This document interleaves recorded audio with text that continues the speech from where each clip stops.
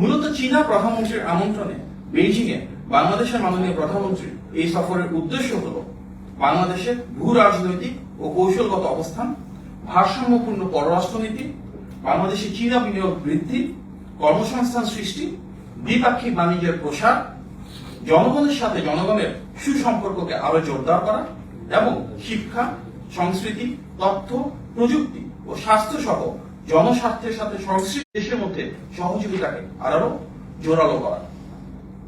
মাননীয় প্রধানমন্ত্রী জনাব তারেক রহমানের সঙ্গে আজ কিছুক্ষণ আগে চীনের পানি সম্পদ মন্ত্রী লি গুরিং এর একটি বৈঠক অনুষ্ঠিত হয়েছে।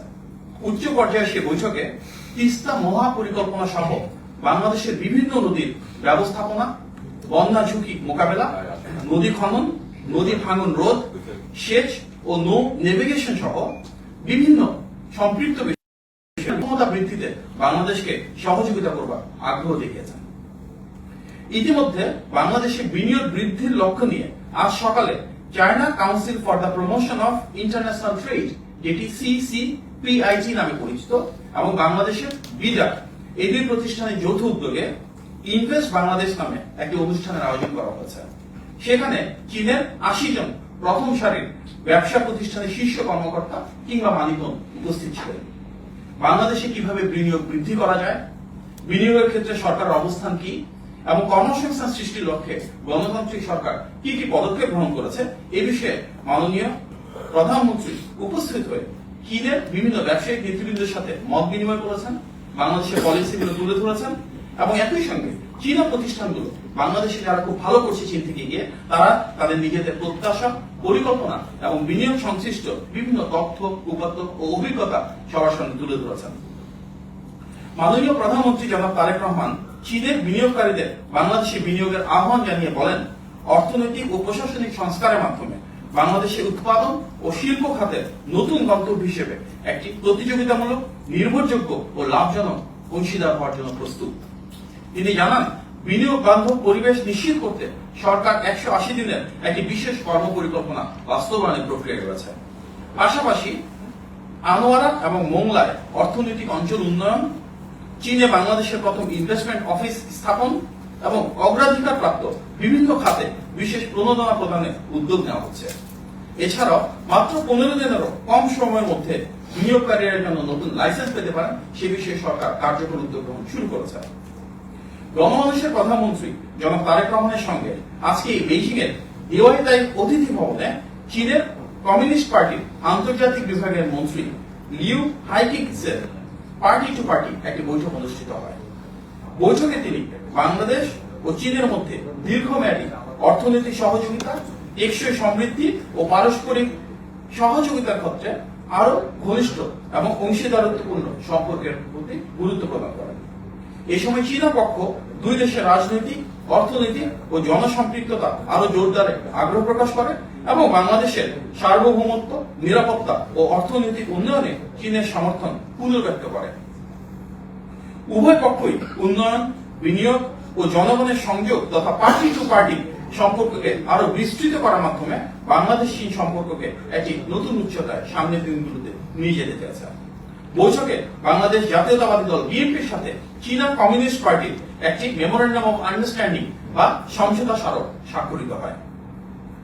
2002 সালে সাবেক প্রধানমন্ত্রী দেশনেত্রী বেগম খালেদা জিয়ার সঙ্গে বর্তমান প্রধানমন্ত্রী জনাব তারেক রহমান চীন সফরে এসে তিনি এই দেশ থেকে অনেক সমৃদ্ধ স্মৃতি নিয়ে বাংলাদেশে গিয়েছিলেন।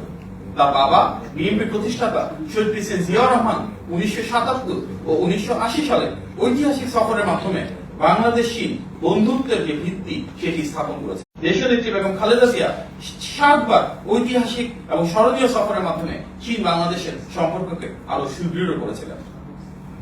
পিতামাতার সেই দলীয় এবং পারিবারিক ঐতিহ্যকে ধারণ করে বাংলাদেশ চীন অংশীদারত্বকে মাননীয় প্রধানমন্ত্রী আরো সামনের দিকে এগিয়ে নিতে বদ্ধপরিকর।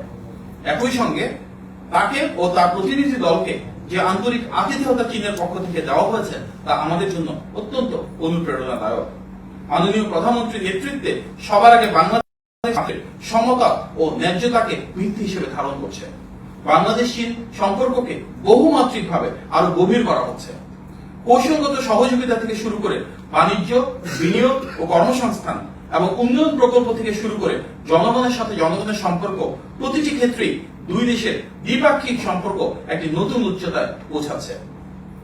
চীনে রাষ্ট্রীয় সফরকালে বেশ কয়েকটি বৃহৎ শিল্প গোষ্ঠীর শীর্ষ কর্মকর্তারা ধারাবাহিকভাবে মাননীয় প্রধানমন্ত্রীর সঙ্গে সাক্ষাৎ করেছেন। এছাড়া China international development cooperation agency, China railway construction corporation, China road and bridge corporation, বিভিন্ন গুরুত্বপূর্ণ প্রতিষ্ঠানের প্রধান, বিনিয়োগকারী, মন্ত্রী এবং বিশিষ্ট ব্যক্তিবর্গ মাননীয় প্রধানমন্ত্রীর সঙ্গে সাক্ষাৎ করে বাংলাদেশের উন্নয়ন অগ্রযাত্রায় এবং বিনিয়োগ এবং বাণিজ্য সম্প্রসারণে কিভাবে আরো কার্যকর ভূমিকা রাখবেন সে বিষয়ে বিস্তারিত আলোচনা করেছেন। প্রিয় সাংবাদিক ভাই বোনেরা, আজ বিকেলে চীনের স্থানীয় সময় বিকেল 5টায় অর্থাৎ বাংলাদেশ সময় বিকেল 3টায় চীনের প্রিমিয়ার তথা মাননীয় প্রধানমন্ত্রী জনাব লি কিয়াং এর সঙ্গে ঐতিহাসিক গ্রেট হলে বাংলাদেশের মাননীয় প্রধানমন্ত্রী জনাব তারেক রহমানের বৈঠক অনুষ্ঠিত হবে। এরপর দুই দেশের মাননীয় প্রধানমন্ত্রীর উপস্থিতিতে বাংলাদেশ ও চীনের মধ্যে বিভিন্ন বিষয়ে 15টি সমঝোতা স্মারক বা মেমোরেন্ডাম অফ আন্ডারস্ট্যান্ডিং স্বাক্ষরিত হবে।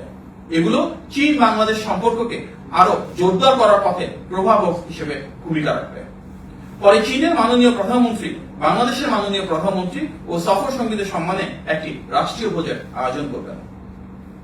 প্রিয় সাংবাদিকবৃন্দ, আগামীকাল চীনের মহামান্য রাষ্ট্রপতি শি জিনপিং এর সঙ্গে মাননীয় প্রধানমন্ত্রী স্থানীয় সময় সকাল 10:30টায় অর্থাৎ বাংলাদেশ সময় সকাল 8:30টায় ঐতিহাসিক গ্রেট হলে সাক্ষাৎ অনুষ্ঠিত হবে। চীনের মাননীয় প্রধানমন্ত্রী ও মাননীয় রাষ্ট্রপতির সঙ্গে বৈঠকে স্বাভাবিকভাবেই বাংলাদেশের স্বার্থ সংশ্লিষ্ট বিভিন্ন বিষয় তুলে ধরবেন বাংলাদেশের মাননীয় প্রধানমন্ত্রী।